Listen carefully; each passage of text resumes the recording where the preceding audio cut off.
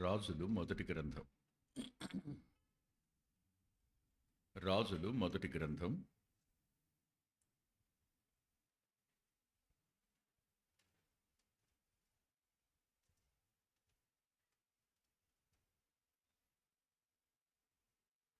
12వ అధ్యాయం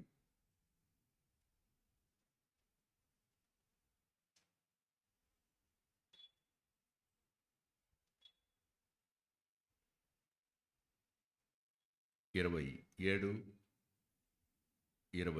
28 వచనాలు.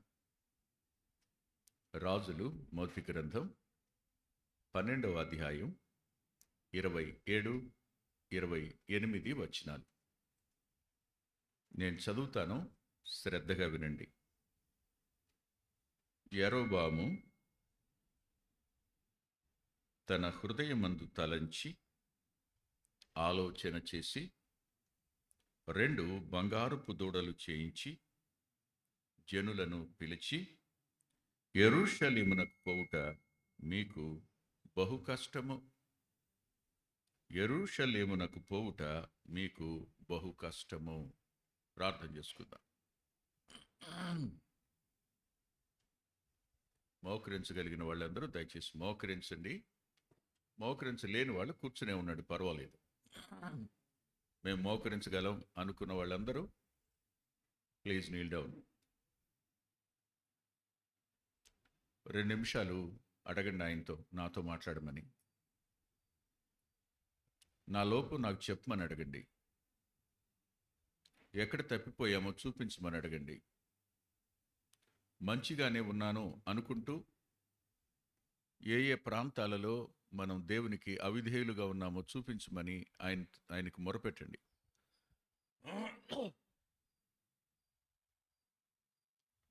మా అంతరంగాలలో ఏర్పరచబడిన అసంతృప్తికి, మేము ఏర్పరచుకున్న అభిప్రాయాలకు, మేము ప్రవర్తిస్తున్న ప్రవర్తనకు తిరిగి వచ్చి మేము రొట్టెలోనూ ద్రాక్షరసంలోనూ ఏ తప్పు చేయని వారంగానో, ఏ కష్టం లేని వారంగానో పాలుపంపులు పొందుతూ ఎంతగా నేరస్తులమవుతున్నామో మాకు చూపించుమి అని అడగండి. దయచేసి మా సమయం దీవెనగా మార్చునాయన అని అడగండి. ఈ సవిసారం లేని ఈ జీవితం కాదు ప్రభువా, నీతో శ్రేష్ఠ సహవాసం కలిగిన బ్రతుకు మాకు కావాలని అడగండి. నీ సన్నిధి మాతో కూడా ఉన్న అనుభవం మాకు కావాలని అడగండి. మమ్మల్ని మేము మెప్పించుకోవడం కాదు, మమ్మల్ని మేము కప్పిపెట్టుకోవడం కాదు, మా ఇష్టాన్ని నెరవేర్చుకుంటూ అహంకరించడం కాదు. మా శరీర స్వభావం సిలువ వేయబడి ఆత్మానుసారంగా నిన్ను తృప్తిపరుస్తూ నిన్ను సంతోషింపచేస్తూ నడిచే బ్రతుకు మాకు కావాలని అడగండి. అబ్రహామును గురించి మీరేమన్నారో, అతడు మెత్తటి మనసు కలిగిన వాడు అన్న మాట జ్ఞాపకం చేసుకుంటున్నాం. మోషేను గురించి మీరేమన్నారో, అతడు నా ఇల్లంతటిలో నమ్మకమైన వాడు అన్నారు. మేము దావీదును జ్ఞాపకం చేసుకుంటున్నాం, నా హృదయానుసారుడు అని. కానీ నేటి దినాన్న మమ్మను గురించి మీరేం చెప్తారో ఒకసారి ఆలోచన చేసుకోవడానికి మంచి సమయాన్ని ప్రియ తండ్రి మీరు మాకు అనుగ్రహించండి. నీ దాసుడు బలహీనుడు, శక్తిహీనుడు, అనేక విషయాలలో మానసికంగా గాయపొంది ఉన్నాడు. నా అంతరంగ గాయాలు మీకు మాత్రమే తెలుసు. నా అనారోగ్య పరిస్థితులు మీరెరుగుదురు. ప్రతి పోరాటం దగ్గర మీ కృప నన్ను బలపరచకపోయి ఉంటే ఇప్పటికీ ఏనాడో నేను మృతులలో కలిసిపోయి ఉందును. మన్ను నిన్ను స్తుతించదని ఇంకా ఈ మట్టిగటాన్ని బ్రతికించుంచారు. నేను రుణస్థుణ్ణి. నీవు కోరిన అంతస్తులో బ్రతకడం నాకు నేర్పించు. రేపటి దినాన నేను వచ్చి నీ సింహాసనం ఎదుట నిలబడాలి. నీవు నన్ను చూసి బళా నమ్మకమైన మంచి దాసుడా అని అనిపించుకునేట్టు నేను ఇక్కడ బ్రతకడానికి నీ వాక్యపు వెలుగులో నా బ్రతుకుని నాకు చూపించు. మీ ఆత్మ యొక్క ఒప్పింపు వద్ద కన్నీటితో పశ్చాత్తాపడ్డానికి మంచి సమయాన్ని సంప్రాప్తింపచేయి. అనేకసార్లు ఓడిపోయాం, అనేకసార్లు మనసులో ఆయాస పెట్టుకున్నాం, అనేకసార్లు నీకు ఇష్టం లేని విషయాల్లో పాలుపంపులు పొందాం. వినకూడని మాటలు విన్నాం, అనకూడని మాటలు అన్నాం, ఆలోచించకూడని వాటిని ఆలోచించాం. తెలియకుండానే మీ గాయాలను రేపాం. తెలిసి కూడా రేపిన సందర్భాలు అనేకంగా ఉన్నాయి. సిగ్గుగా ఉంది ప్రభువా, దుఃఖం అనిపిస్తుంది నాయన. మేమేనా, నేనేనా నీ రక్తంతో కొనబడినవాణ్ణి, నీ రక్తంతో కడగబడిన వాణ్ణి, నీ ఆత్మ కలిగిన వాణ్ణి, నీ ఆత్మచేత నింపబడిన వాణ్ణి, పేరు పెట్టి పిలువబడిన వాణ్ణి, నీ పని అప్పగించబడి నీవు నమ్మిన వాణ్ణి. మళ్ళా నీ తలకు ముండ్ల కిరీటం పెట్టాను. మరలా నీ పక్కలో గాయాన్ని నేను వేలుంచి మరీ చూడ్డానికి అనుమానించాను. నీ చేతుల్లో గాయాలలో చేతులు పెట్టడానికి ఇష్టపడ్డాను. అయ్యో, నీ వాగ్దానాలను అనేకసార్లు నమ్మలేదు. నేను ఈ దినాన్న ఏ ముఖంతో నీ పాదాల దగ్గరికి రాగలను? సిగ్గుపడుతున్నాను, నేను బాధ పెట్టానని ఒప్పుకుంటున్నాను. కన్నీటితో నన్ను క్షమించుమని విజ్ఞాపం చేస్తున్నాను. నా అంతరంగం శోక సముద్రం అయింది. ఎందరి ముందు నేను కన్నీరు కార్చలేను.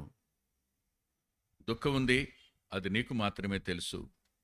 వ్యక్తిగతంగా ప్రతి ఒక్కరం ఈ సమయంలో నీ పాదాల దగ్గర మా అంతరంగాన్ని కుమ్మరించుకుని, మీ వాక్యపు వెలుగులో మా బ్రతుకులను సరిదిద్దుకుని, వేసే మొదటి అడుగు నుండి ఈ దేహం మట్టిలో కలపబడేంత వరకు నీకు ఇష్టలంగా బ్రతికే కృపను అనుగ్రహించండి. ఇంట బయట సహవాసంలో మేము నీ వారంగా నీ నామ మహిమ కొరకు బ్రతకడానికి కృపనిమ్మని యేసుక్రీస్తు ప్రభు వారి పేరిట ప్రార్థిస్తున్నాం తండ్రి. ఆమేన్.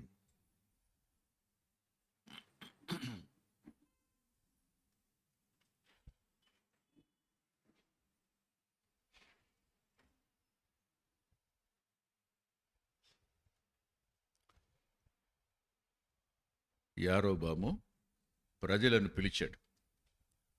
పిలిచినవాడు ఇలా అన్నాడు, too much for you to go up to Jerusalem అన్నాడు. Too much for you to go up to Jerusalem అన్నాడు. మీరు యెరూషలేమునకు వెళ్ళుట బహు కష్టము అన్నాడు. యెరూషలేమునకు వెళ్ళుట బహు కష్టం. ఇది దేవుడు ఏర్పరచుకున్నట్టు కనపడుతున్న వాని స్వరమేగా. వెట్టి పని వాని నుండి అధికారాన్ని ఇచ్చినట్టు కనపడుతున్న వ్యక్తి స్వరమేగా.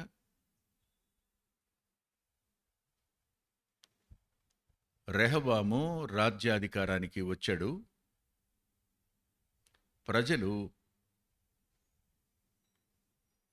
తాము పొందుతున్న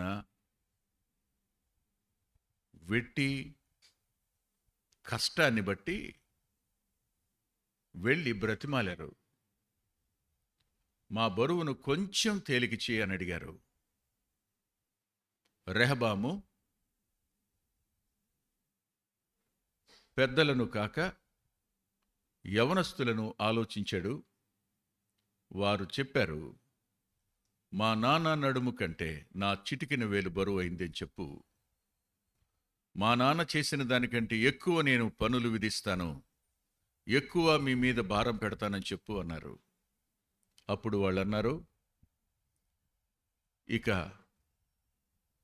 దావీదుతో మాకు పాలెక్కడిది?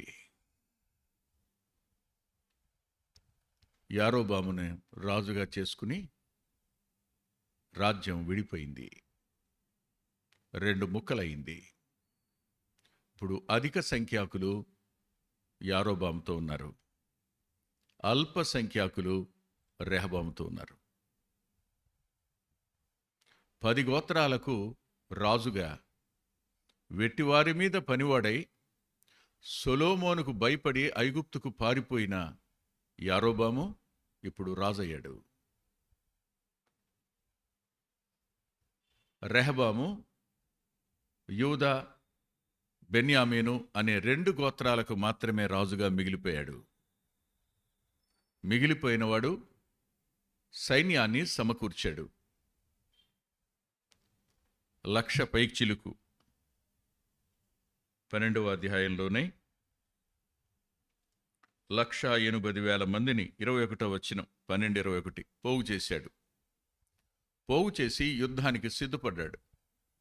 అప్పుడు ప్రభువు షెమయాను పంపాడు.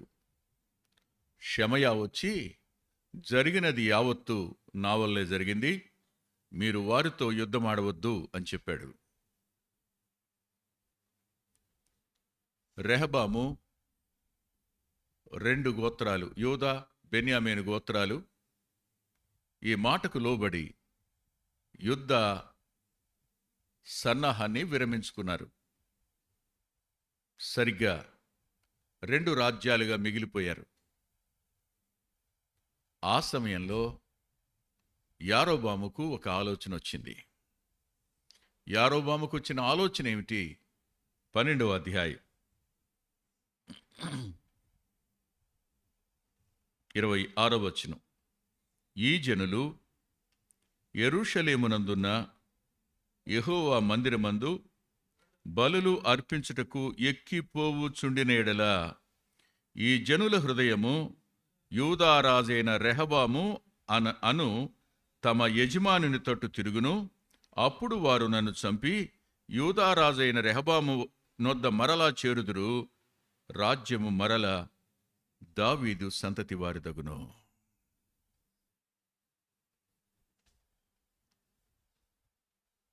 ఎప్పటికైనా దావీదు సంతతి వాడే 12 గోత్రాలను పరిపాలించాలి.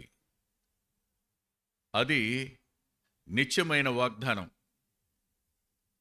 ఆ సింహాసనం మీద ప్రభువు ఆసీనుడవుతాడు. దావీదు సింహాసనం మీద ఆసీనుడయ్యేవాడు ఆయన. తెలుసు యారోబాముకి. అది జరగకుండా నేనేం చేయాలి ఆలోచించాడు. ప్రజలు సంవత్సరానికి 3 మార్లు యెరూషలేముకు వెళ్ళాలి. యెరూషలేముకు వెళ్ళినప్పుడు వీళ్ళు అక్కడ బలి అర్పిస్తారు, అన్నీ చేయాలి. అలా చేసేటప్పుడు వీళ్ళ మనసులన్నీ మరల తిరిగి దావీదును జ్ఞాపకం చేసుకుంటాయి, సొలొమోన్ను జ్ఞాపకం చేసుకుంటాయి. ఆ దినాలలో దేవుడు మాట్లాడిన మాటలు వారికి గుర్తొస్తాయి. ఇలా జరిగి వాళ్ళ మనసులు మరల తిరిగి రెహబాము మీదకి వెళ్ళిపోతాయేమో.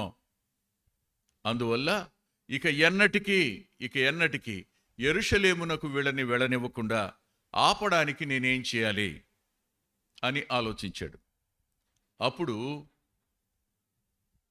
అతని ఆలోచన చెడ్డది. ఆ ఆలోచనకు ప్రణాళిక చెడ్డది. 2 బంగారు దూడలను చేయించాడు. ఒకటి బేతేలులోను, రెండవది దానులోను ఏర్పాటు చేశాడు. అంతే కదా?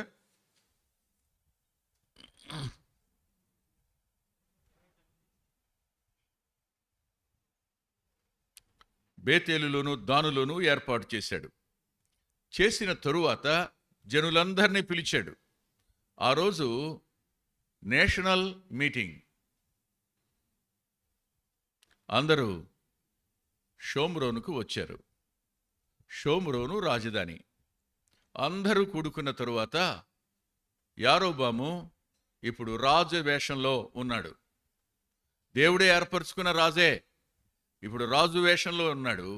ఉండి వాళ్ళతో మాట్లాడాడు. అబ్బాయ్, మీరు యెరూషలేమునకు ఎక్కి వెళ్ళుట బహు కష్టం. దేవుని దేవాలయం కొండ మీద ఉంది. కింద నుంచి అంత దూరం ప్రయాణించాలి, ఆ కొండ ఎక్కాలి. ఇప్పుడు ఆ కష్టం మీకు లేకుండా నేను ఇప్పుడు మీకోసం 2 ప్రాంతాలను ఏర్పరిచాను. ఒకటి బేతేలులో, 2 దానులో. ఈ 2 ప్రాంతాలలో నేను ఏర్పరిచిన చోట్లు ఎవరనుకుంటున్నారు మీరు? ఆ 2 ఏమిటి? చూడండి ఏమంటాడో.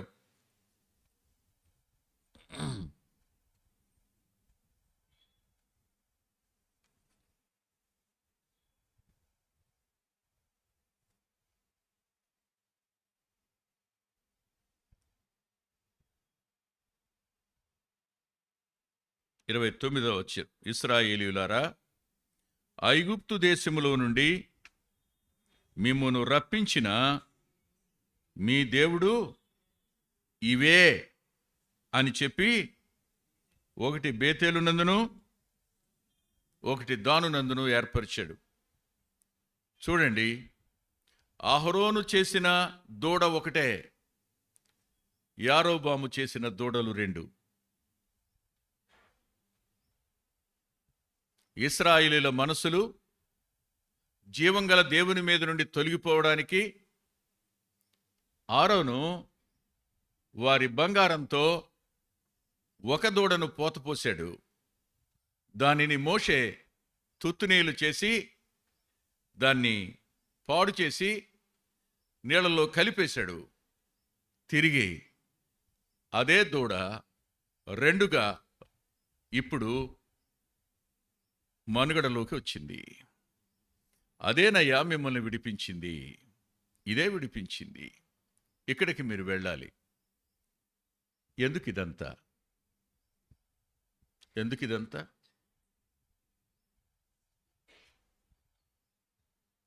అపవాదికి సమాధానపడడం ఎప్పటికీ ఇష్టం ఉండదు. అపవాది ఎవరిని ఐక్యంగా ఉండనివ్వడు.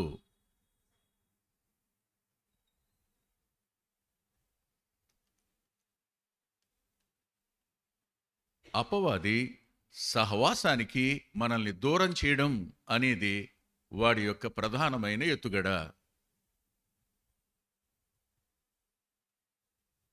నీవెన్నటికీ విరోధిగానే మిగిలిపోవాలి. నీ మనసులో ఆ విరోధ భావానికి ఎప్పటికప్పుడు అతడు ఆజ్యం పోస్తూనే ఉంటాడు. ఆ మంట రగులుతూనే ఉండాలి. నీ అసంతృప్తి పెరుగుతూనే ఉండాలి. నీ కష్టం పెరుగుతూనే ఉండాలి. ఎడం పెరుగుతూనే ఉండాలి.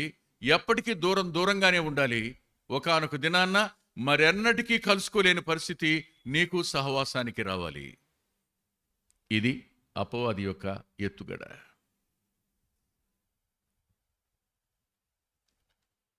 ఏ వ్యక్తిని సహవాసం నుంచి దూరం చేయడానికి ప్రయత్నం జరిగిందో అక్కడ మొదటిగా దేవుని వాక్యం మీద తిరగబడుతున్నారు అని గుర్తుపెట్టుకోవాలి. దేవుని వాక్యం మీద తిరుగుబాటు అది. ఒకసారి చూడండి మీరు, ద్వితీయోపదేశకాండం 12వ అధ్యాయం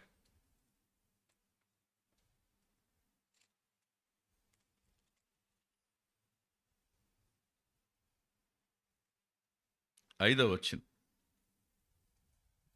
నేను చదువుతున్నాను, శ్రద్ధగా వినండి. మీ దేవుడైన యెహోవా మీ సమస్త గోత్రములలో తన నామమును స్థాపించుకొనుటకు నివాస స్థానముగా ఏర్పరచుకున్న స్థలమును వెదకి, అండర్లైన్ చేయండి, వెదకి అక్కడికే యాత్రలు చేయుచుండవలెను. వెదకి అక్కడికే యాత్రలు చేయుచుండవలెను. అంటే ఇంకా ప్రత్యక్ష గుడారం ప్రయాణం చేస్తూనే ఉంది. ఇది 2వ మారు ఉపదేశం మోషే గారు చేస్తున్నాడు. ఈ గుడారం ఈ రోజున ఒక ప్రాంతంలో షిలోహులో పెట్టబడింది అనుకోండి. రేపు షిలోహులో ఉండదు, నోబుకు వెళుతుంది. నోబులో ఉండకపోవచ్చు, మరో ప్రాంతానికి వెళ్ళొచ్చు. మీరేం చేయాలి? మీరు ఎక్కడ ఉన్నా ప్రత్యక్ష గుడారం ఎక్కడుందో అది మీరు వెతకాలి. అది మీరు వెతకాలి. దేవుని సన్నిధిని మీరు వెతకాలి. దేవుని సన్నిధి ఎక్కడ ఉందో అక్కడికి మీరు వెళ్ళాలి. అనేక మార్లు నేను మీతో చెప్పాను, ఏ రోజున ఇక్కడ వాక్యం లేదో, ఏ రోజున ఇక్కడ మీకు దేవుని సన్నిధి లేదనిపిస్తుందో మానేయండి. బేషరతుగా మానేసి మీకు ఇష్టమైన, మీరు నిజంగా ఆత్మీయంగా ఎదగలిగిన చోటుకు మీరు వెళ్ళిపోండి. ఏ బలవంతం లేదు, ఏ ఒత్తిడి లేదు. Do as you like. నువ్వు ఎక్కడ ఎదగలననుకుంటావు అక్కడికి వెళ్ళిపో, అనుమానం లేదు. వెతుకు. పాత నిబంధన గ్రంథంలో ఆయన ఉనికికి ఒకే ఒక చోటు ఆయన ఏర్పరచుకున్నాడు. ఆ ఏర్పరచుకున్న ప్రత్యక్ష గుడారంలో ఆయన తానే అక్కడ తన స్వరాన్ని వినిపిస్తాడు. ఇశ్రాయేలీయులందరితో 12 గోత్రాలతో చెప్పాడు, మీరు వెతికి అక్కడికే యాత్ర చేయుచు ఉండవలెను.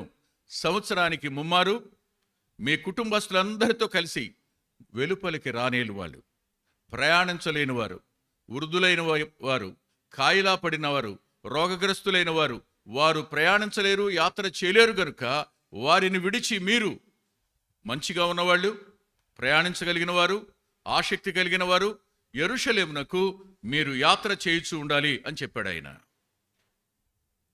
యారోబన్ అంటున్నాడు, మీరు యెరూషలేమునకు వెళ్ళుట బహు కష్టమో అంటున్నాడు. ఇంగ్లీష్లో ఉంటుంది ఎక్కి వెళ్ళుట, గో అప్ అనే పదం, ఎక్కి వెళ్ళుట. ఆ మాట పైన ఎలాగో అన్నాడుగా, మీరు ఎక్కి వెళ్ళుట అని యారోబాం తన్నోడితో తానే చెప్పాడు. చాలా కష్టం, చాలా కష్టం. ఒకటి గుర్తుపెట్టుకోండి, ఎవరు దేవుని కట్టడను మీరుతారో వారు చేసే పని ఏమిటో 44వ కీర్తనలో కీర్తనాకారుడు స్పష్టంగా చెప్పాడు. ఒకసారి చూడండి. సందర్భం అది కాదు అసలు, కానీ ఆ మాటలు నా అంతరంగానికి తాకినాయి. 44వ కీర్తన 17వ వచనం 2వ భాగం. నీ నిబంధన మీరి ద్రోహులము కాలేదు.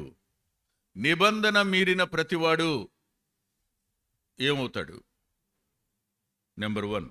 నెంబర్ 2, మా హృదయము వెనుకకు మరలిపోలేదు. ద్రోహి అయిన ప్రతివాడి హృదయం వెనక్కు తిరుగుతుంది. 2, 3, మా అడుగులు నీ మార్గమును విడిచి తొలగిపోలేదు. విడిచి తొలగిపోయే ప్రమాదం ఉంది. అడుగు వెనక్కి పడిందా, ఖచ్చితంగా విడిచి తొలగిపోయే ప్రమాదం ఉంది. నిబంధనను మేరడం అనేది ఎంత ప్రమాదమో నేను ఒక దృశ్యాన్ని మీ కళ్ళ ముందుకు తెస్తాను. మీరు ఆలోచించండి. మీరు గుడివాడ నుంచి బయలుదేరి హైదరాబాద్ వెళ్ళాలి, నడిచి వెళుతున్నారు మీరు అనుకోండి. ఈ ప్రయాణంలో మీరు దారి కష్టంగా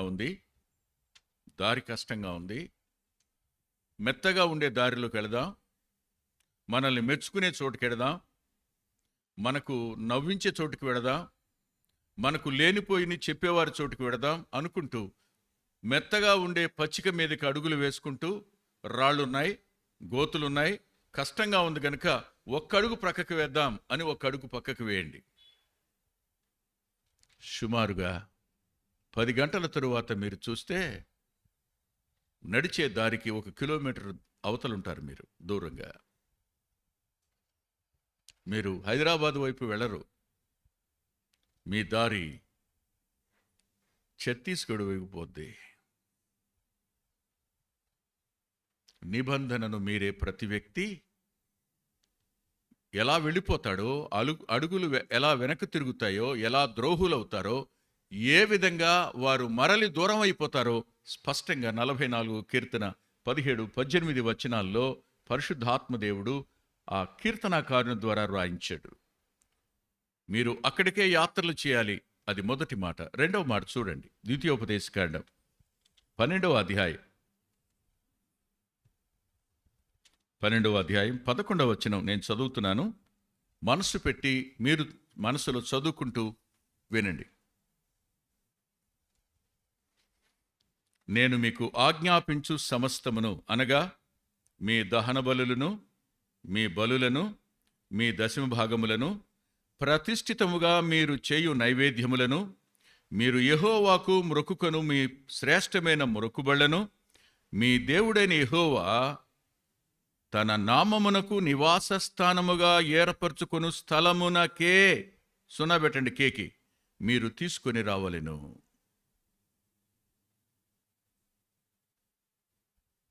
ఇంకెక్కడికో కాదు. Not to the elsewhere, only to the Jerusalem. యెరూషలేమునకే మీరు తేవాలి. మీ యాత్రలు అక్కడికే, మీరు తెచ్చేవి అక్కడికే. ఇప్పుడు యారోబాము అంటున్నాడు, మీరు యెరూషలేమునకు వెళ్ళుట బహు కష్టం. ఇంకొక మాట చెప్పురా, క్షమిస్తారా? సరిగ్గా ఈ రోజున జరుగుతుంది అదేగా.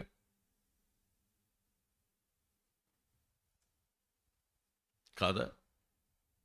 ఎంతమంది ఈరోజు లైవ్లో వాక్యం వింటున్నారు? సంఖ్య ఎంత? అంత దూరం వెళ్ళలేం. ఇప్పుడు మన ఇంటికే ఆరాధన వచ్చేసింది. ఇది మా ఆరాధన అండి, మా అంత్యోక ఆరాధన అండి. మేము హైదరాబాదులో ఉన్నా, లండన్లో ఉన్నా, కువైట్లో ఉన్నా,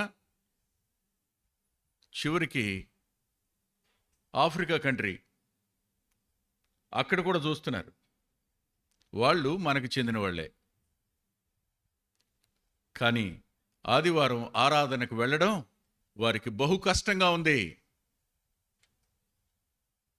they are not going to the worship service. ఇప్పుడు ఆ దూడ మన ఇంటికే వచ్చింది. మీ సెల్ ఫోను, మీ ల్యాప్టాపు, మీ పామ్టాపు ఇవన్నీ ఏమయ్యాయి ఇవాళ? ఆరాధనకు వెళ్ళడం అనే కార్యం పోయిందిగా. We lost it. కొత్త నిబంధనలో చెప్తాడు, మీరు ఆ దినము సమీపించుకొలది, సహవాసముగా కూడుట మానక. It's a mandatory.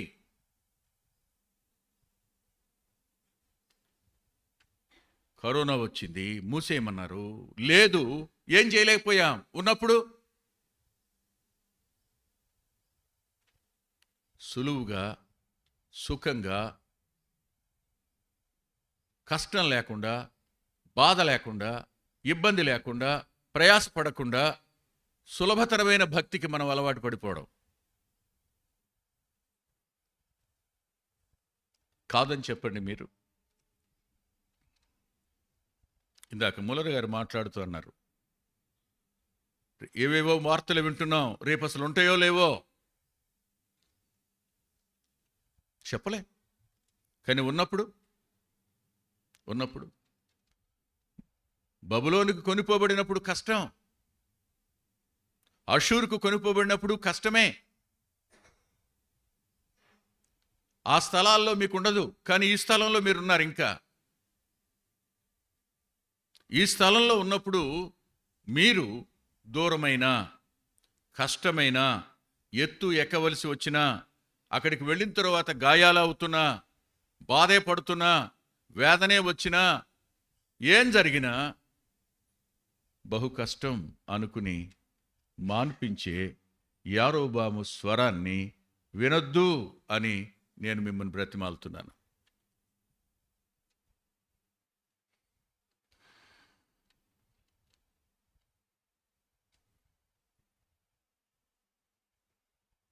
ఇక్కడ బాధాకరమైన సంగతి ఏమిటంటే, ప్రభువును కూడా యెరూషలేము వెళ్లకుండా ఆపాలని ప్రయత్నం జరిగింది. దేవుడు మానవుడైనాడు, రక్తమాంసాలలో పాలివాడై వారి మధ్యన ఆయనే ఉన్నాడు. వారి మధ్యన తాను ఒకనిగా ఉన్నాడు, వారిలో ఒకనిగా ఉన్నాడు. ఆయన మీ మధ్య ఉన్నాడు, కానీ మీరు ఆయనను ఎరగరు అంటాడు బాప్తిస్మిచ్చి యోహాను. ఆయన వారి మధ్య ఉన్నప్పుడు ఆయనను యెరూషలేమునకు వెళ్లకుండా ఆపే ప్రయత్నం 2 మార్లు జరిగింది. ఒకసారి చూడండి. మత్తయి సువార్త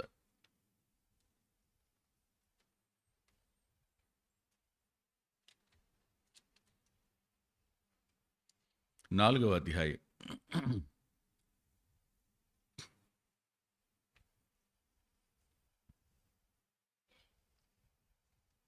9వ వచనం,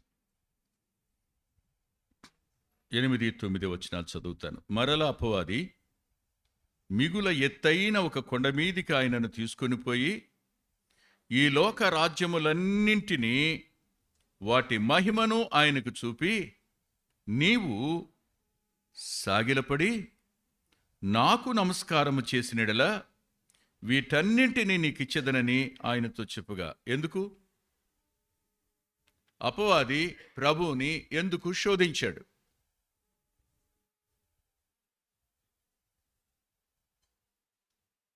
ప్రభువును అతడు శోధించడానికి వెనక ఉన్న ముఖ్యోద్దేశం ఏమిటి? ఎక్కడికి వెళ్ళాలి ఆయన? మీకు జ్ఞాపకం ఉందా? యేసు యెరూషలేమునకు అభిముఖుడైనో కానీ శిష్యులు విభ్రాంతి నొందిరని రాసుంటుంది. ముందే చెప్పాడు ఆయన, నేను యెరూషలేముకు వెడతాను, అన్యజనులకు అప్పగించబడతాను, వారు నన్ను కొడతారు, కొరడాలతో హింసిస్తారు, నన్ను సిలువ వేసి చంపుతారని చెప్పాడు. యెరూషలేముకి ఎందుకు వెళ్ళాలి? ప్రభు యెరూషలేముకి ఎందుకు వెళ్ళాలి? యెరూషలేము వెలుపల ఆయన చంపబడాలి. దేవాలయం నుండి వెలుపలకు లోక పాపంలో మోసుకొని దేవుని గొర్రెపల నడిచి వెళ్ళాలి. ఆ పని ఆయన చేయకూడదు. యెరూషలేమునకు ఆయన వెళ్ళాడా? ఖచ్చితంగా ప్రేమ రాజ్య స్థాపన జరుగుతుంది. మొదటి ఆదాము వద్ద నుండి మోసంతో దొంగిలించిన రాజ్యం యావత్తు ఆయన తిరిగి గెలుచుకుంటాడు. అది జరగకూడదు.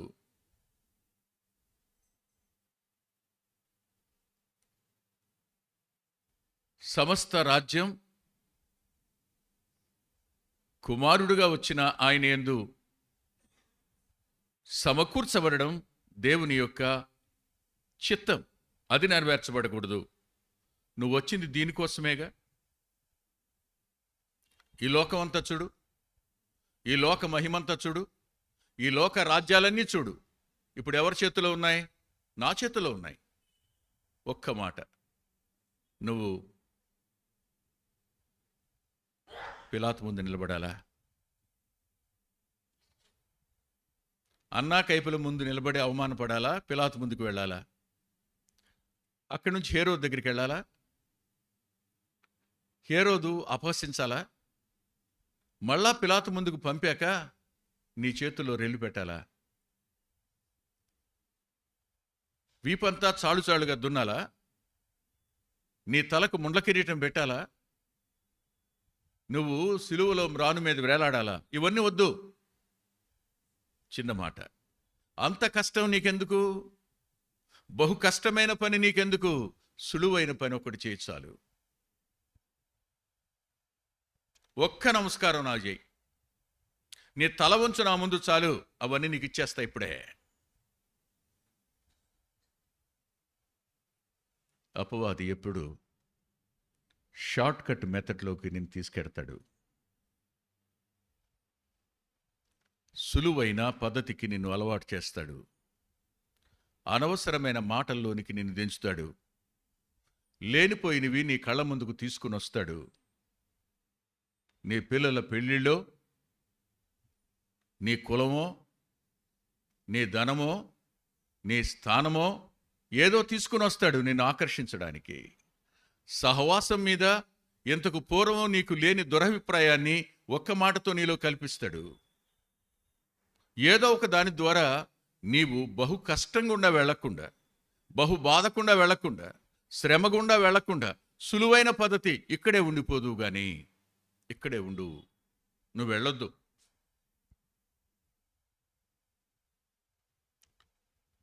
It is too hard to claim the mountain to worship the lord. Stay here only. అంతేకాదు, మరో మాట చెప్పనా, ఒక్క చోటకి వెడితే ఎంత నియంతృత్వం. నీకు స్వేచ్ఛ ఉంటుంది ఎక్కడైతే, అక్కడ స్వేచ్ఛ ఉండదు. నీకు ఎక్కడికి వెళ్ళాలంటే అక్కడికి వెళ్ళు. బేతేలుకి వెళ్తావా, దానికి వెళ్తా వెళ్ళు, వెరీ గుడ్, చెయ్యి, నువ్వు చెయ్యి, పర్లా, డూ ఇట్. నీకు స్వేచ్ఛ ఉంది, అక్కడ స్వేచ్ఛ లేదు, ఒక చోటకే రావాలి. ఆత్మ సంబంధమైన స్వేచ్ఛ కాదు ఇది, శరీర సంబంధమైన వాక్య విరుద్ధమైన స్వేచ్ఛ. ఒక సహవాసానికి కట్టుబడి ఉండడం అనేది it is too hard to a believer. ఎక్కడికైనా వెళ్ళొచ్చు, ఎవరినైనా పిలవచ్చు, ఎవరినైనా సన్మానించవచ్చు, ఎవరికైనా డబ్బులు ఇవ్వచ్చు, ఎవరి వెంటైనా ప్రయాణం చేయొచ్చు. ఇలాంటి స్వేచ్ఛ అద్భుతంగా బోధిస్తాడు వాడు. అది మీకు గొప్ప ఆత్మీయతగా ఉంటుంది. అనేక మందిని నేను పల్లకిలో మోస్తున్నాననే భావం ఉంటుంది. వారందరినీ సన్మానిస్తున్నాను అనే సంతృప్తి ఉంటుంది. వారందరికీ చేయడం ద్వారా నేనేదో గొప్ప చేస్తున్నాను అనే ఫీలింగ్లోకి వెళ్ళిపోతాం. మన వంతు మనం చేయొద్దని నేను అనటం లేదు, చేయాలి.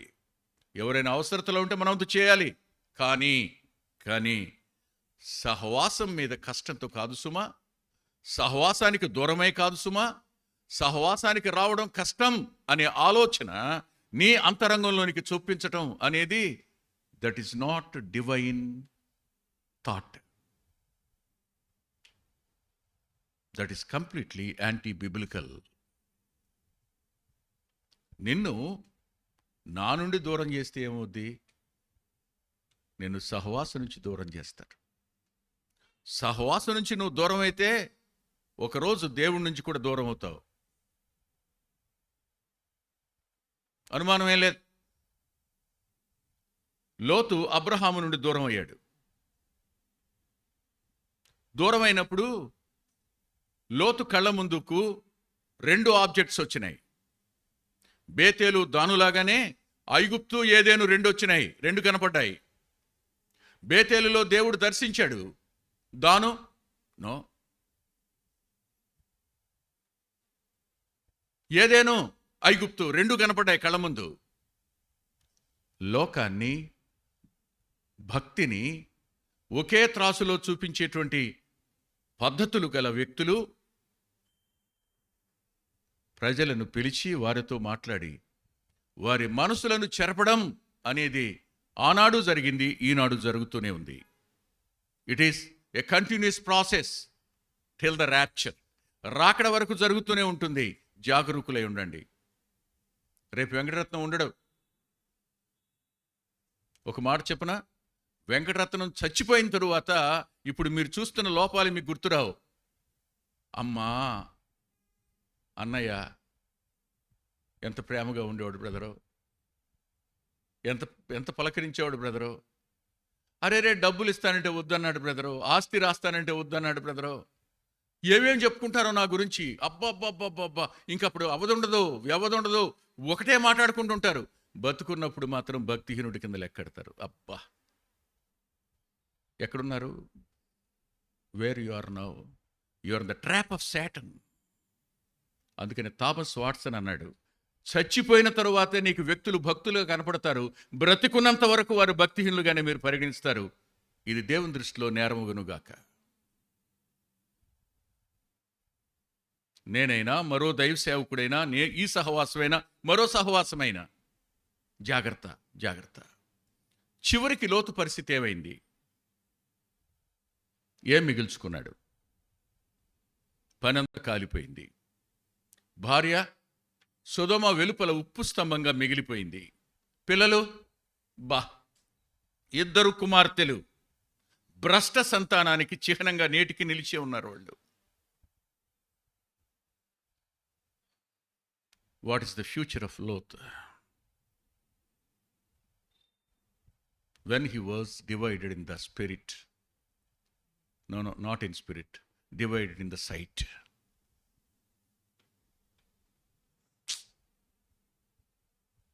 యారోబాము స్వరం లోకాన్ని చూపిస్తుంది. అపవాది స్వరం లోతుకు లోకాన్ని చూపించింది.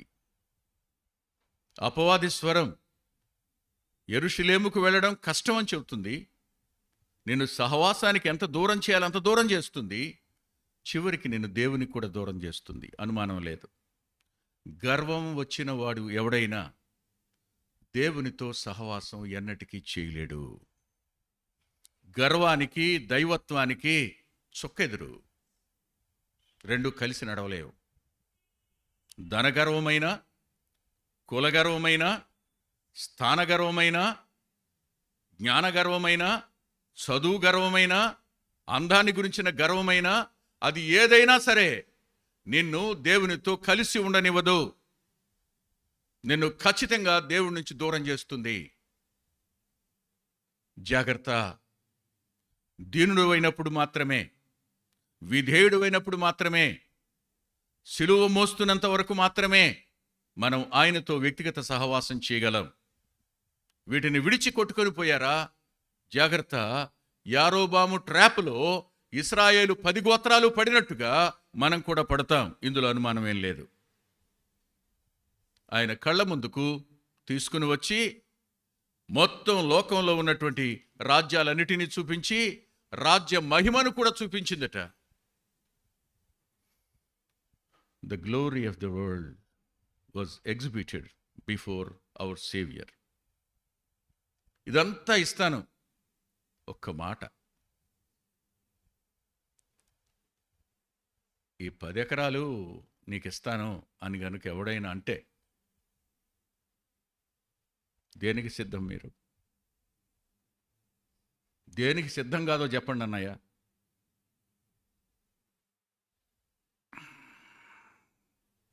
కేజీ బంగారం ఇస్తానంటే బతుకు నాశనం చేసుకోవడానికి సిద్ధం కాదా? ఒకటంటాను, భూమి రేపు నీతో వస్తుందా, బంగారం నీ వెంట వస్తుందా? దేనికోసం? ఆయన స్థాపిస్తానన్న రాజ్యం అదృశ్యమైన, ఆత్మ సంబంధమైన, పరలోక సంబంధమైన, పవిత్రమైన ప్రేమారాజ్యం. ఎంతగా డైవర్ట్ చేయడానికి వాడు ప్రయత్నించాడో చూడండి. ఒక్క నమస్కారం చాలంట. ఫ్రమ్ ద బిగినింగ్ వాడి ఎత్తుగడదే. వాడు ఇలా అనుకున్నాడు, I will ascend the holy mountain. ఆ పరిశుద్ధ పర్వతం పైగా ఎక్కిపోతాను, మహోన్నతునికి పైగా నేను సింహాసనం వేసుకుంటాను. అంటే ఆయనకు పైగా నేనుంటే చాలు, ఒక్కసారి ఆయన పైవాడిని అనిపించుంటే చాలు. అదే ప్రయత్నం. ఇవాళ కూడా నేను సేవకుని కంటే గనుణ్ణి, సహవాసంలో ఉన్న వాళ్ళందరికంటే నేనే గొప్పవాణ్ణి, నేనే మంచివాణ్ణి, నేనే నేనే నేనే అనే భావంలోనికి నిన్ను నెట్టేయడం. ఈ భావంలోకి వెళ్ళిన నువ్వు పతనం అయిపోయావని అర్థం. నేను ఎవరికంటే యోగ్యుడిని కాదు, నేను ఎవరికంటే మంచివాడిని కాదు, నేను కుక్కమూతి పిందిని, నా ఆలోచనలు చెడ్డవి, నాలో మంచి ఏది నివసించదు, నా క్రియలన్నీ చెడ్డవి, నేను ఆశాంతం దేవుని దృష్టిలో అసహ్యమైన వాణ్ణి. నీ ప్రక్కనున్న స్నేహితుడు నీ అంతరంగ ఆలోచనలు తెలిస్తే నువ్వు వాళ్ళ ఇంటికి వెళ్ళావు, నీ మనసు వాళ్ళ ఇంట్లో ఉన్న ఒక వస్తువు మీద ఉంది, అది నాదైతే బాగుండు అనుకున్నావు అనే సంగతి నీ స్నేహితుడే గనక గుర్తిస్తే నేనేం చేస్తాడు? మరి ఆడు కూతురు బాగుందనుకుని నిన్నేం చేయాలి చెప్పు?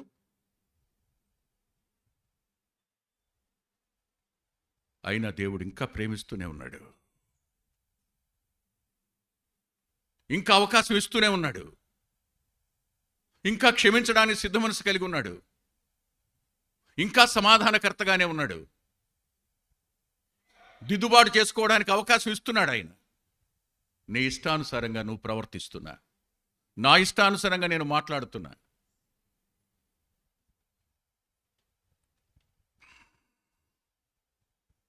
యెరూషలేమునకు వెళ్ళుట బహు కష్టం.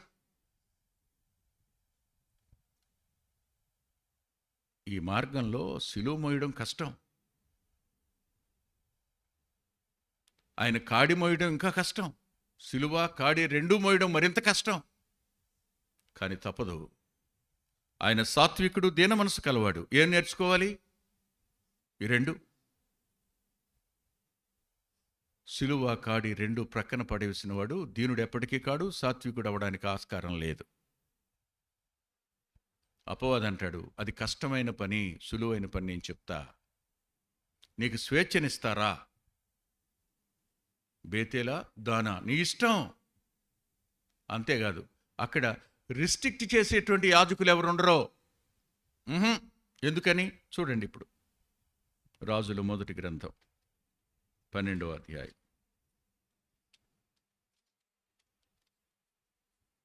12వ అధ్యాయం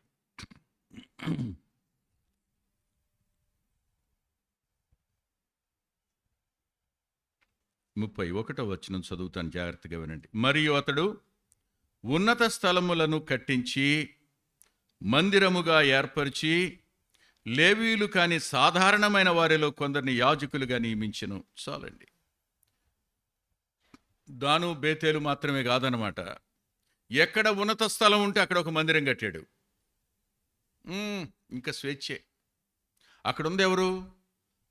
ధర్మశాస్త్రం ఎరిగినటువంటి యాజకులు కాదు, పంచగ్రంథాలు అభ్యాసం చేసిన వాళ్ళు, అధ్యయనం చేసిన వాళ్ళు, బాల్యం నుండి చదువుకున్న వాళ్ళు కారు. వాళ్ళు ఎవరు కాదు, దే ఆర్ కామన్ పీపుల్. లేఖనంతో అంతగా పరిచయం లేనివారు, లేవియాకాండ విషయంలో పూర్తి అవగాహన లేని వాళ్ళు, ఏది ప్రతిష్ఠితమైందో ఏది ప్రతిష్ఠితం కాదో ఎరిగిన వాళ్ళు కాదు, ఏది పవిత్రమైందో ఏది పవిత్రం కాదో ఎరిగిన వాళ్ళు కాదు, ఏది శ్రేష్టమైందో ఏది నీచమైందో గ్రహించగలిగిన వాళ్ళు కాదు, ఏది దేవునిదో ఏది అపవాదిదో గుర్తించగలిగిన వాళ్ళు కాదు, ఏది వాక్యమో ఏది వాక్యానుసారమో ఎరిగిన వాళ్ళు కాదు. అలాంటి వారిని అందరినీ తెచ్చి యాజకులుగా నియమించాడు. వాళ్ళు నిన్నేం నియంత్రించరు, వాళ్ళు మనసు నువ్వు ఇచ్చే దాని మీద ఉంటుంది. వారి మనసు నీ మీద ఉంటుంది, ప్రభు మీద ఉండదు. నేను ప్రభు దగ్గరికి తేవడం కాదు కదా యారోబాము ఉద్దేశం, నేను ప్రభువు నుంచి దూరం చేయడం, నీ మనసును చెరపడం. దేవుని మీద నుండి నీ మనసును ఉన్నత స్థలాల మీదకి, బేతేలు మీదకి, దాని మీదకి మళ్లించడానికి ఆత్మతోనూ సత్యంతోనూ జరగవలసిన ఆరాధనను అహంకారంతోనూ అతిశయంతోనూ కక్షతోనూ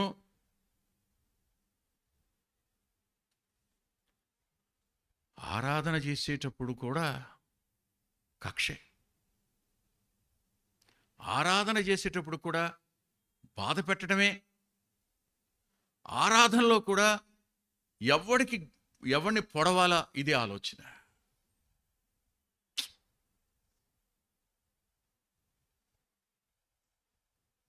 Our hearts were so hardened,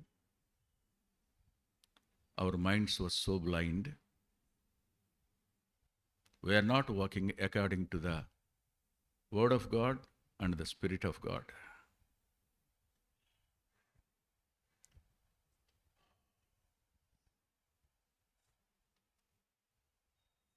We are walking with our own imaginations. పరిశుద్ధాత్మదేవుని వెలుగు లేదు, లేఖనంలో వెలుగేం కనిపించటం లేదు. మన ఇష్టాన్ని నెరవేర్చుకోవడం భక్తి అనుకుంటున్నాం. నేను అనుకున్నది నెరవేర్చడం కోసం చేసే ప్రతి ప్రయత్నాన్ని భక్తికి ఆపాదిస్తున్నాం. అన్ని కోణాలలోనూ ఇప్పుడు యెరూషలేముకు ఎంత దూరంలో ఉండాలి అంత దూరంలో ఉన్నాం. అది సమాధాన పట్టణం, జెరూసాలేం. ఇప్పుడు అక్కడ లేం, సహవాసంలో లేం, ఉన్నట్టే ఉన్నాం. సహవాసాన్ని స్థాపించిన వానితో శిరస్సుతో సంబంధం లేదు, ఉన్నట్టే కనపడుతున్నాం. కానీ చాలా దూరం అయిపోయాం. లోకం చూసి, లోక ఆశలను చూసి, లోక పద్ధతులను చూసి రెండు గురిల వైపు మన కళ్ళు తిప్పుతూ లోతులాగా కోల్పోవడానికి సిద్ధంగా ఉన్న మానవులను మరోసారి హెచ్చరించడానికి ప్రభు ఇష్టపడుతున్నాడు.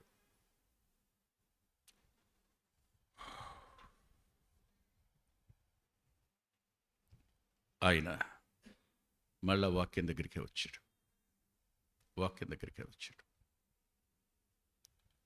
ఆదియందు వాక్యం ఉంది, సంఘం లేదు. ఆదియందు వాక్యముంది, ఏ సేవకుడు లేడు, ఆయనే ఉన్నాడు. ఆయన్ని మహిమపరచని, ఆ వాక్యం దగ్గరికి రాని, వాక్య ప్రమాణంలోనికి నిన్ను తీసుకొని రాని ఏదైనా అది ఓ బేతేలు, ఓ దాను, యారోబాము కట్టిన ఉన్నత స్థలం మీద ఉన్న మందిరం, అంతవరకే. తేడా ఏం లేదు. అక్కడ ప్రభు తల వంచడా? వాక్యాన్ని తీసుకుని వచ్చి నీ దేవుడైన యెహోవాకు మాత్రమే మ్రొక్కి ఆయననే సేవించవలసి ఉన్నదని లేఖనం చెప్పడం లేదా అన్నాడు. వాడెవడో వాడికి గుర్తు చేశాడు. మనం అలా కాదు. అపవాదిని కూడా అద్భుతంగా పొగిడే మనుషులు మనం. మనల్ని వాళ్ళు చెరుపుతారని తెలుసు, మన ఆలోచనలు పాడు చేస్తారని తెలుసు, మన ఫెయిత్ యొక్క వర్జినిటీని వాళ్ళు చెరుపుతారని తెలిసి ఉండి కూడా వాళ్ళతో సహవాసం చేస్తూనే ఉంటాం, వాళ్ళతో కబుర్లాడుతూనే ఉంటాం, వాళ్ళ వెంట ప్రయాణం చేస్తూనే ఉంటాం, వాళ్ళు చెప్పే మాటలు వింటూనే ఉంటాం. మన మనసులను మలినం చేసుకోవద్దులే, వాళ్ళు అట్టగంటారు అనుకుంటాం. కానీ జాగ్రత్త, ఒకానొక దినానికి మన అంతరంగంలోనికి చెత్త చాలా పెరిగిపోద్ది, తీసేయడం సాధ్యం కాదు. ప్రస్తుతానికి సహవాసం మీద ప్రేమ ఉన్నట్టు అనిపిస్తుంది, యెరూషలేము మీద మమకారం ఉన్నట్టు అనిపిస్తుంటుంది. కానీ కొంతకాలం గడిచిన తరువాత నిజంగానే బహు కష్టమనే ఆలోచనలోకి వెళ్ళిపోతాం. అపవాది తానే ప్రభువుని యెరూషలేమునకు వెళ్ళనివ్వకుండా అడ్డం పట్టాడు. రెండవది చూడండి, మత్తయి సువార్త 16వ అధ్యాయం.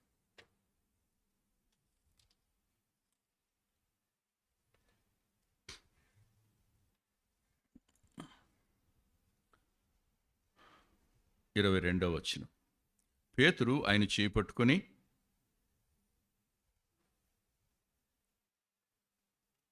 ప్రభువా, అది నీకు దూరమగుగాక, అది నీకెన్నడూ కలుగుదని ఆయనను గద్దింపసాగెను. వండర్ఫుల్. 21 చదవండి. అప్పటి నుండి తాను యెరూషలేమునకు వెళ్ళి పెద్దల చేతను, ప్రధాన యాజకుల చేతను, శాస్త్రుల చేతను అనేక హింసలు పొంది చంపబడి 3వ దినమున లేచుట అగత్యమని యేసు తన శిష్యులకు తెలియచేయ మొదలుపెట్టగా, పేతురు ఆయన చేయి పట్టుకొని, యెరూషలేముకి వెళ్ళొద్దు, నీకు అది దూరమగునుగాక, అది ఎన్నటికీ నీకు సంభవించడానికి వీల్లేదు, అది బహు కష్టం, వెళ్ళొద్దు, ఆ దారొద్దు, ఆ కష్టం వద్దు, ఆ శ్రమ వద్దు, ఆ హింస వద్దు, ఆ అవమానం వద్దు, ఆ మరణం వద్దు నీకు.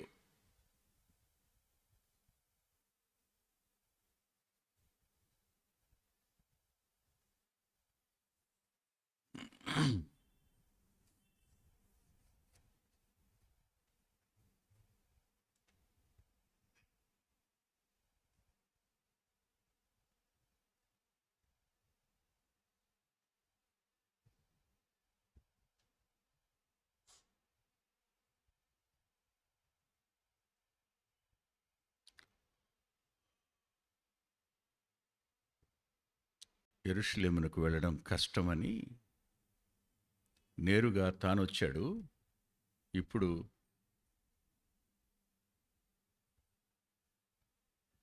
శిష్యులలో పేతురని పేరు పెట్టబడిన అతన్ని వాడుకుంటున్నాడు. ఎవడికి ఇష్టం ఉండదు? సుఖమైన భక్తి, శ్రమలేని భక్తి, బాధలేమి ఉండని భక్తి, నష్టాలు లేని భక్తి, సుఖాల కార్పెట్ పరిచిన భక్తి, వీటి మీద ప్రయాణించడం ఎంత ఇష్టమో మనిషికి. మా సహవాసంలో బ్రదరు అందరూ పైకి వచ్చేసారు. ఎక్కడికి? లోతులాగా సొదొమ గవిన్ దగ్గరికి. అసలు బ్రదర్, ఒక్కొక్కళ్ళం మేము ఎంత సంపాదించామనుకున్నారు? ఎందుకు? సొదొమ అగ్నికి రేపు భూమియు దాని సంపూర్ణతయు మిక్కిలి వేండ్రంతో లయమైపోయేదానికి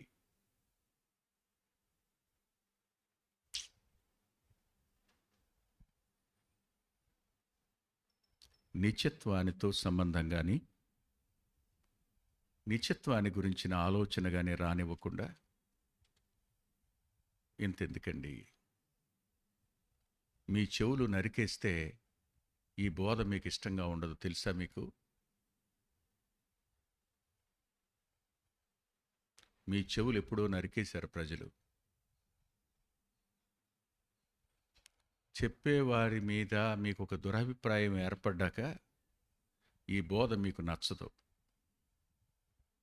ఇందులో లోపాలు కనపడతాయి మీకు. మీరు లోపల విమర్శించుకోవడానికి ఇది ఉపయోగపడుతుంది.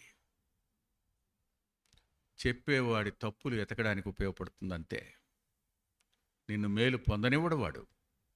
నిన్ను ఆలోచన దగ్గర చెరిపాడు, అభిప్రాయం దగ్గర చెరిపాడు, అన్నిటి దగ్గర చెరిపేశాడు. నిన్ను ఇంత కూడా సహవాసంలో మేలు పొందనివ్వటంలా ఎంత దూరం తీసుకెళ్ళిపోయినట్టు లెక్క.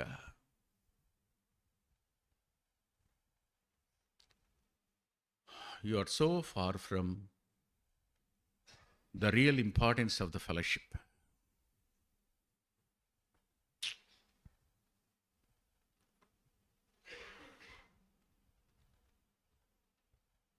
సహవాసానికి మనం వచ్చేది సహవాసం కోసం, దేవుని సహవాసం కోసం, వాక్య సహవాసం కోసం, మన అంతరంగ సహవాసం కోసం.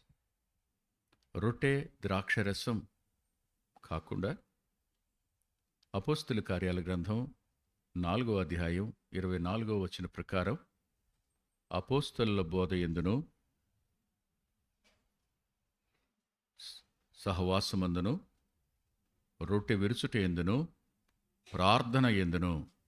సహవాసంలో నాలుగంతల ప్రక్రియ ఉంది. 1 అపోస్తలుల బోధ అన్నప్పుడు వాక్యంతో నీ సహవాసం. 2 సహవాసం అన్నప్పుడు నీతోటి క్రీస్తు రక్త సంబంధులతో నీ సహవాసం. 3 రొట్టె ద్రాక్షరసం అన్నప్పుడు నీ అంతరంగాన్ని పరిశీలించుకునే అవకాశం దగ్గర నీతో నీకుండే సహవాసం. 4వదిగా ప్రార్థన అంటే దేవునితో నీకుండే సహవాసం. ఈ నాలుగంతల సహవాసం దగ్గర నిన్ను వేషధారిగా మార్చడానికి 2 ఆబ్జెక్ట్స్ నీ కళ్ళ ముందు ఎప్పుడు ఉంచుతాడు. ఒకటి దానులోను, ఒకటి బేతేల్లోను. ఏదేనును, సొదొమాను, ఐగుప్తును నీ ముందు ఉంచుతాడు.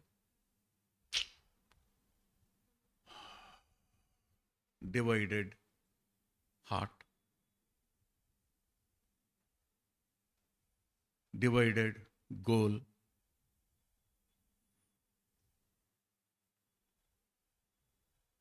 ఎంతమంది ఈ రెండింటి వల్ల నష్టపోయారో, ఎంత నష్టం వాటిల్లుతుందో ఎప్పటికీ గుర్తించరు. కానీ రేపు నిత్యత్వానికి వచ్చిన తరువాత ఎవరి చేత మోసపోయామో గావురుమని ఏడిస్తే ప్రయోజనం ఏముండదు. నీకు దూరమగాక అది ఎన్నటికీ కలగకూడదు అని ప్రభు చేతినే పట్టుకుని పేతురు గద్దించినప్పుడు ప్రభు పేతుర్ని చూడలా. ఏం చూశాడు? పేతురులో అపవాదిని చూశాడు. సాతానా నా వెనక్కి పో అన్నాడు. అరే, మాట్లాడుతుంది పేతురు కదా, సాతాన్ అంటాడేమిటి?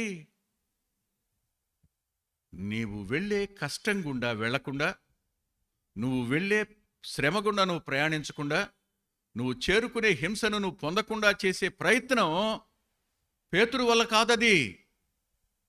పేతురుని వాడుకుంటున్న అపవాది వల్లనే. నా వెనక్కి పో అన్నాడు ఆయన.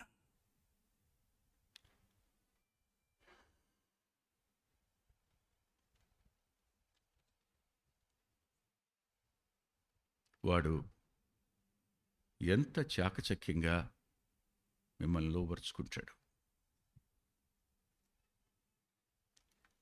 గుడివాడలోనే ఒక ఆయన మన దగ్గరికి వచ్చేటువంటి పిల్లల యొక్క తండ్రిని పిలిచి, నీ పిల్లలు ఎప్పుడూ సహవాసంలోనే ఉంటున్నారు, వాళ్ళ భవిష్యత్తు నాశనం అయిపోద్దయ్యా, వెళ్ళనే బాకు సహవాసానికి అని బోధ చేశాడు.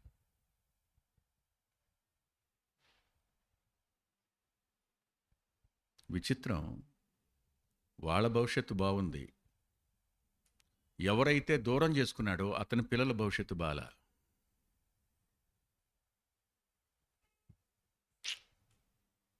సహవాసానికి దూరమైన ఎవరి భవిష్యత్తు బాగుదు.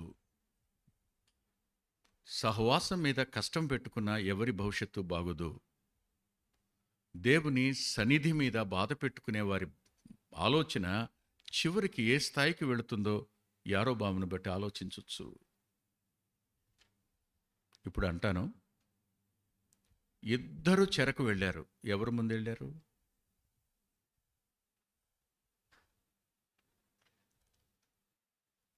యోధా దేశం కంటే ముందు ఇశ్రాయేలు దేశం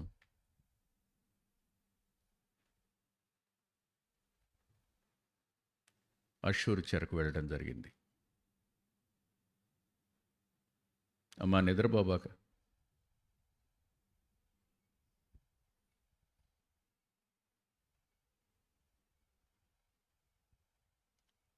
ఎంత దూరం చేశాడు? రెండంతల శిక్షకు కారకునిగా చేశాడు. ఎంత ప్రమాదం ఉంది! ఇదంతా దేనికి? సంఘంలో బాధ్యతలు నెత్తి మీద వేసుకోవడం ఎందుకయ్యా? అద్భుతంగా చెప్తాడు వాడు. వెళదాం, స్పెక్టేటర్లా కూర్చుందాం, వెళ్ళిపోదాం, అంతవరకే. అనవసరమైన బాధ్యతలు నెత్తిన పెట్టుకోవద్దు. కష్టం, వెళ్ళొద్దు. స్వార్థరహితంగా పనిచేయడం చాలా కష్టం కదా, ఎందుకు మీకు అంటాడు. శ్రమలు అనిపిస్తూ, కష్టాలు పడుతూ, మనుషులతో మాటలు అనిపించుకుంటూ ఎందుకు పనిచేయాలి నువ్వు అంటాడు. ఇంత పొద్దున్నే బయలుదేరి వెళ్ళడం అవసరం అంటారా? దేవునికి ఇవ్వడం అవసరం అంటారా? అవును, దేవునికి ఇష్టం లేని అలవాట్లు మానేయడం అవసరం అంటారా? కష్టం కదా అటువంటి అలవాట్లన్నీ మానేస్తే. అరే, లోకంలో ఉన్న ఆధిక్యతలను వదిలిపెట్టేసుకోవడం ఎంత కష్టం. ఇక్కడికి వస్తే అందరూ సమానం, ఎవరు వచ్చినా ఎవరికి ప్రాధాన్యత ఉండదు, అందరూ ఒకే రకంగా చూడబడతారు. ఇది కష్టం కదా, వద్దు, ఇక్కడ వద్దు అంటే అర్థం ఏంటి? తిరగబడు, దేవుని వాక్యం మీద తిరగబడు, దేవుని ఆజ్ఞ మీద తిరగబడు, ఆయన శిలువ మరణం మీద తిరగబడు, ఆయన ఎందుకు రక్తం చిందించి చనిపోయి సమాధి చేయబడి మూడవ దినాన తిరిగి లేచి సంఘాన్ని స్థాపించాడో ఆ సంఘం యొక్క సహవాసం మీద తిరగబడు. నీవు నీ ఇష్టం చొప్పున నడవడానికి స్వేచ్ఛ ఇదిగో నేనిస్తారా. బేతేలు, దాను, ఎక్కడ ఉన్నత స్థలం ఉంటే అక్కడ మందిరం, నీ ఇష్టం. నేనెవరు అడ్డుపెట్టేవాళ్ళు లేరు, నిన్నెవరు ఆటంకపరిచేవాళ్ళు లేరు, నీకెవరు చెప్పేవాళ్ళు లేరు, నేను క్రమపరిచేవాళ్ళు లేరు, నేను గద్దించేవాళ్ళు లేరు. నువ్వు ఎప్పుడైనా రావచ్చు, ఎప్పుడైనా వెళ్ళిపోవచ్చు. ఎందుకు టైంకి రావట్లేదని అడిగేవాడు ఎవడు ఉండవు. ఇలాంటి భక్తి ఎంత ప్రమాదమో ఒకసారి ఆలోచించండి. ఇశ్రాయేలీలను, జీవంగల దేవుణ్ణి అనుసరించే వారిని చీకటిలో నడపడం ప్రారంభమైంది కదూ. అయ్యో, అందులో విచిత్రం, అందులో ఎఫ్రాయిం గోత్రం కూడా ఉందా? ఆ గోత్రంలో నుంచి యెహోషువ వచ్చాడండి. ఆ గోత్రం ఉందా? ఉంది.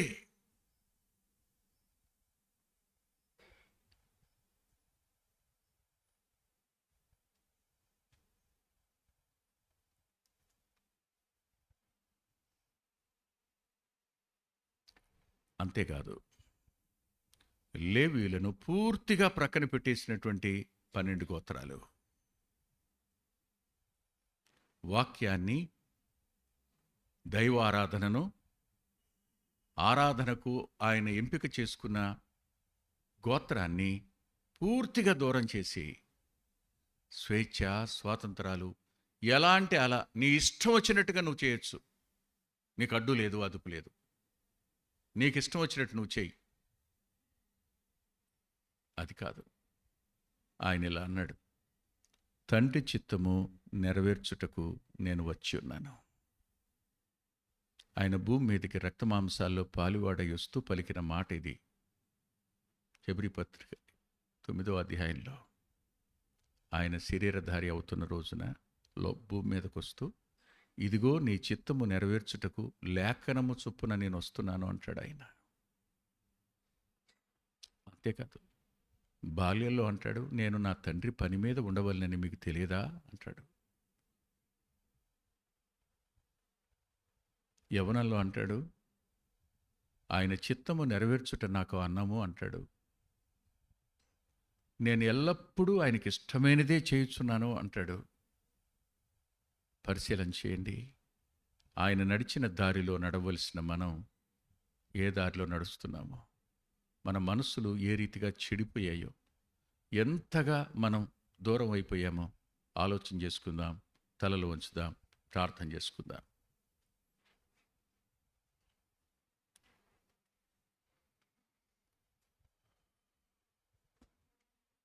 ప్రసాద్, ప్రార్థన చేస్తావా?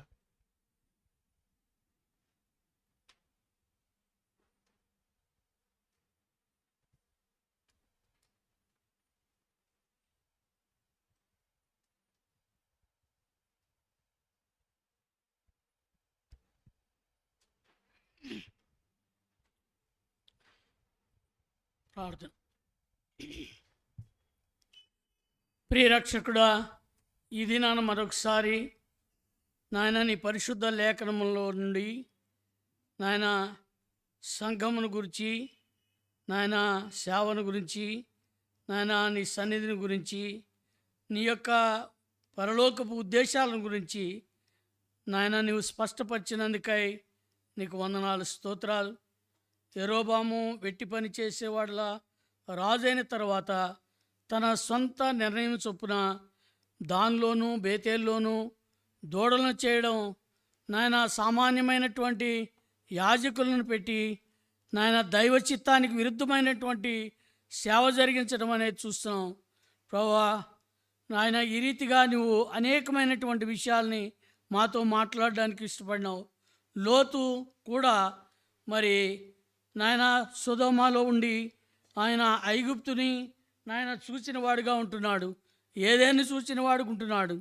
మరి తన చివరి జీవితం ఏమైందనేది ఇది నాన్న స్పష్టపరిచినావు. అలాగే యెరోబాము జీవితం కూడా ఏమైందో మేము ఎరుగుదాం నాయన. కనుక నాయన సహవాసం యొక్క విలువ, నాయన సన్నిధి యొక్క విలువ గుర్తెరగడానికి మీరు మాకు నేర్పించినటువంటి ఈ పాఠం కొరకై నీకు వందనాలు ప్రభువా. మరి బహు కష్టముగా ఉంటుందని చెప్పినాడు. మరి చివరికి యేసు ప్రభువాన్ని కూడా మోసగించడానికి సాతానుడు ఉపయోగించిన సాధనం మేము వింటున్నాం ప్రభువా. నాయన మరి తన యొక్క శిష్యుడైనటువంటి పేతురులో కూడా ప్రవేశించిన వాడిగా ఉంటాం నాయన. ఈ రీతిగా మేము ఏ పాటి వారం నాయన, సామాన్యులు నాయన.